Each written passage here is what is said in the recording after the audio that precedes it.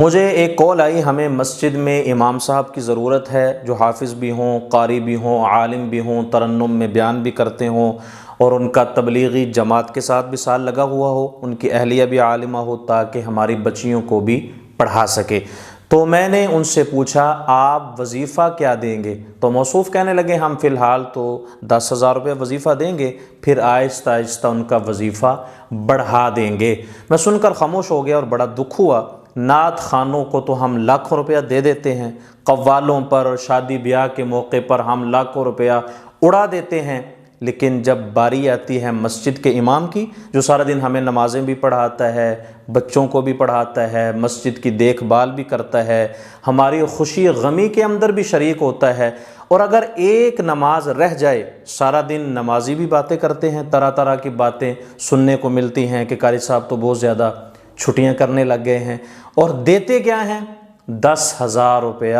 اور بعض مساجد تو ایسی ہیں جہاں پر 10,000 سے بھی کم وظیفہ دیتے ہیں، وہاں پر جناب 5,000 روپیہ 6,000 روپیہ وظیفہ دیتے ہیں، اور بعض مساجد ایسی ہیں جہاں پر قسطوں پر وظیفہ دیا جاتا ہے۔ اگر اس میں سے بھی قاری صاحب، مولوی صاحب کو چیز لے لیں، بائک لے لیں، موٹر سائیکل لے لیں، تو سارا گاؤں تحقیق کرتا ہے، پتہ کرو قاری صاحب نے، مولوی صاحب نے موٹر سائیکل کہاں سے لے لی ہے، اور دیتے کیا ہیں؟ 10,000 روپیہ۔ اور باتیں بھی وہ کرتے ہیں جن کو اپنے گھر میں کوئی نہیں جانتا، محلے کے اندر جنہیں کوئی نہیں پوچھتا، وہ آ کر مسجد میں سب سے بڑے چودھری صاحب ہوتے ہیں، مسجد میں کھڑے ہو کر نماز پڑھتے ہیں اور باہر نکل کر اسی امام مسجد کے خلاف باتیں کرتے ہیں، زبان درازی کرتے ہیں، اس کے اندر کیڑے نکالتے ہیں، اس کے خلاف سازشیں کرتے ہیں۔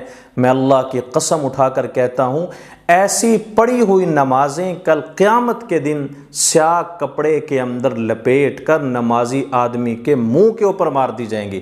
اگر ہم تعریف نہیں کر سکتے تو کم از کم تنقید تو نہ کریں، زبان درازی تو نہ کریں۔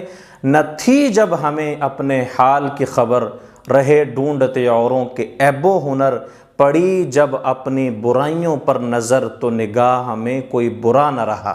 تو موصوف کہنے لگے ہم فی الحال 10,000 روپیہ دیں گے۔